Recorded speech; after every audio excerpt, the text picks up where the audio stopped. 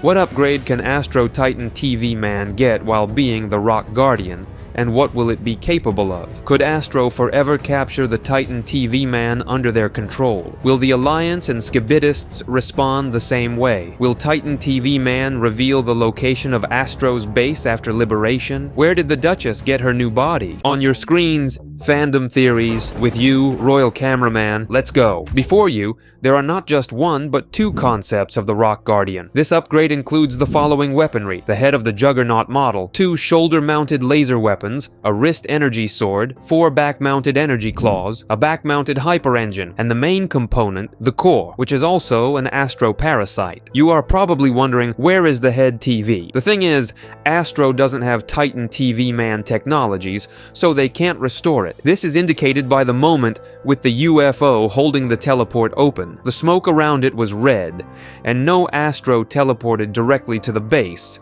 bypassing the gates, including the UFO itself. This means Astro didn't have teleportation technology when they captured Titan TV Man. However, they can now acquire it thanks to the Titan, which was what the TV scientist feared. But, unlike the teleportation device, no TV survived on the Titan, so there's nothing to study. Moreover, it's impractical because TV men and speaker men are immune to the radiation of TVs, and cameramen are protected by lenses. The head, or rather the Juggernaut helmet, allows, for example, to see through walls due to special lenses. Under the helmet, anything can be there, because essentially, it doesn't matter. The 2 shoulder lasers are a great addition to the Guardian's firepower, making him an effective long-range fighter, combined with the claws and the core. Speaking of the core, like the Duchess's, gives the Guardian an energy shield capable of protecting a vast area from attack from any side, as the shield can even appear behind him,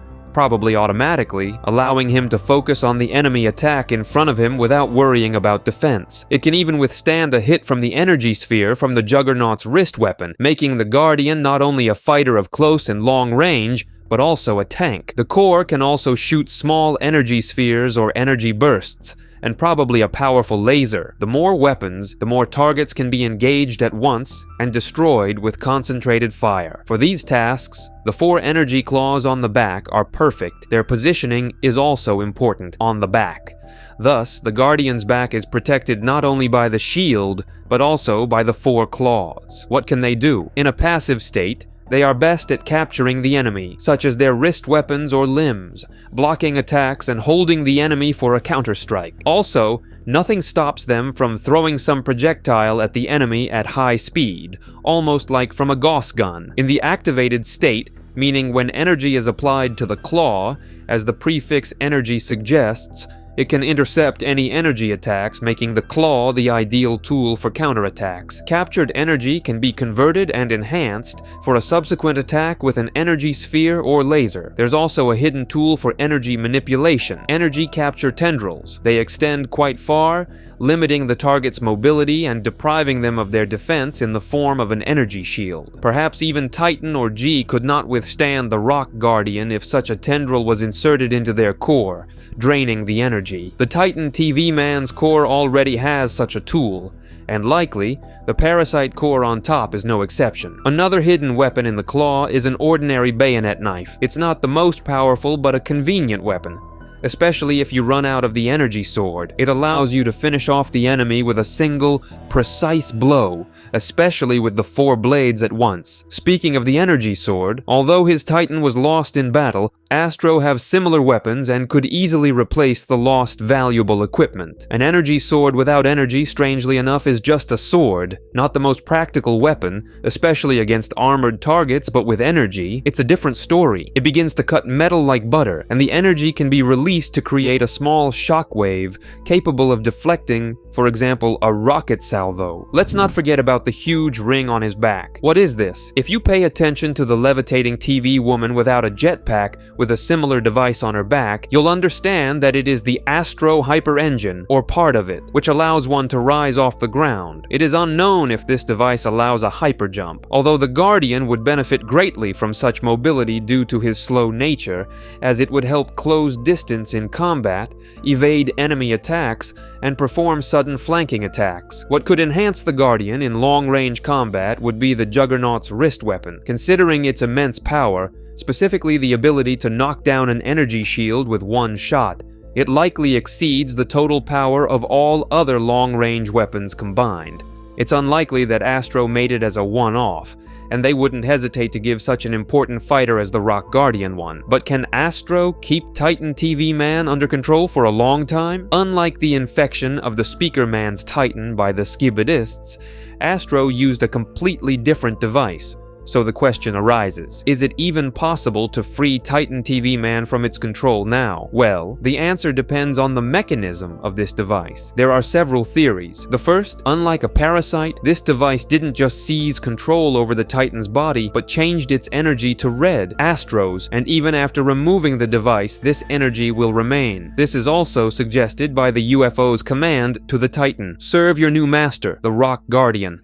It's strange to instruct a mind control device like this, isn't it? It looks more like the Titan's personality was erased or replaced with a new one. The Guardian, like a newborn child, looks around, having no idea who he is, where he is, or why. If energy in the Titan's body is responsible for memory or identity, the device can be said to have caused amnesia, so now it will obey Astro, thinking they are truly its masters. The second theory flows from the first. The device really did change the Titan's energy charge from purple to red, but once it is removed, everything will return to normal, as happened with the Speaker Man's Titan, whose core energy also turned yellow after being infected, but after the parasite was removed, the color returned to red by itself. So, which outcome is more likely? I lean toward the second, and here's why. Apart from the similar core color change of the infected Speaker Man's Titan, we saw how Titan TV Man transferred his purple energy to the Cameraman Titan in episode 69 and the Speaker Man Titan in episode 70. So if the device had simply injected Astro's red energy into Titan TV Man,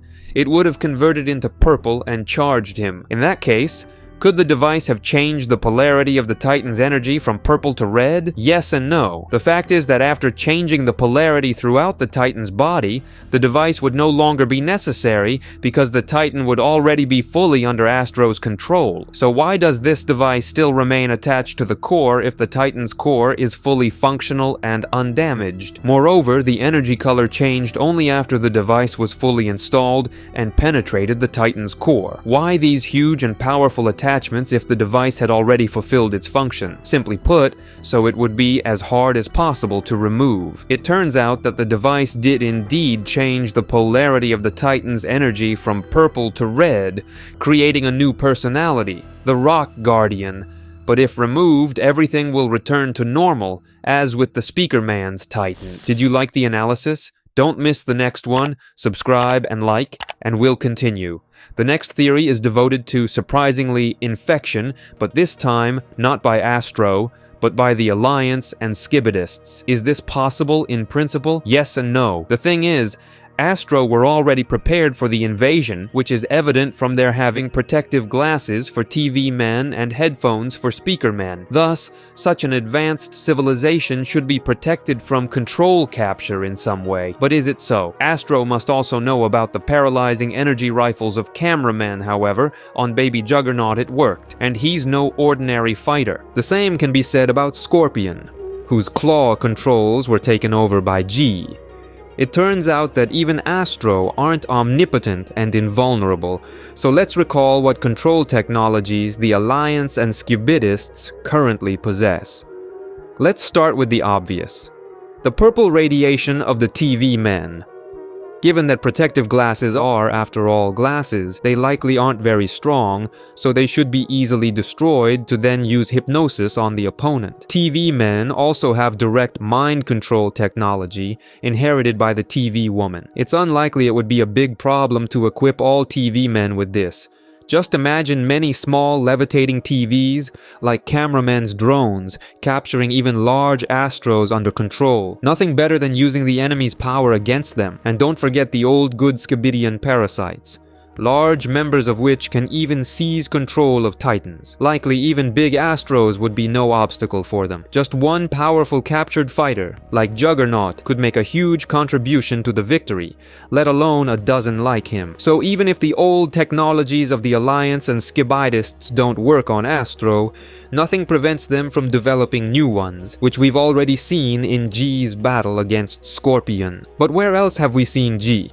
Of course, in my game, Toilet Run, dive into action with your favorite characters, and don't forget the promo code that helps unlock them faster. For those who already play, we're preparing a holiday update, a new boss, and many more character abilities to make playing even more fun. The link is in the description. And once again, let's return to Titan TV Man.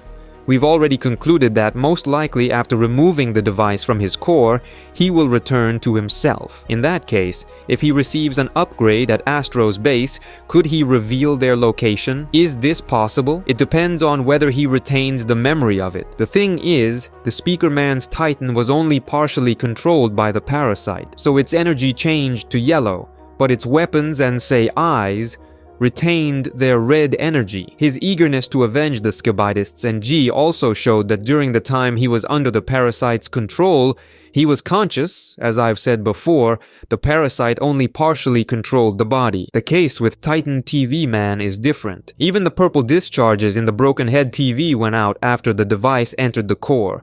Plus, it shot red energy. Therefore, as long as the device is attached to the core, it fully controls the Titan. It's likely that after removing the device, Titan TV Man won't even remember what happened to him after the capture, because for all this time, his consciousness was entirely possessed by the new personality, the Rock Guardian. Let's not stray from discussing the ending of episode 77, and let's talk about the Duchess. Where did she get a brand new Titan body? Considering that we've already seen a redesign between the second part and the full 76th episode, it would be logical to assume it's him again. However, from a reliable source, I know that her changes in episode 77 are plot-driven, not decorative. Many have suggested that Astro managed to capture the Cameraman Titan, and that's the theory I'd like to analyze. First of all, why would Astro destroy the Cameraman Titan if they could have taken control over him just like they did with Titan TV Man? Secondly, judging by her clothing, build, and especially the body structure of the Duchess, including the core, it is clear that it's too different from that of the Cameraman Titan. Thirdly,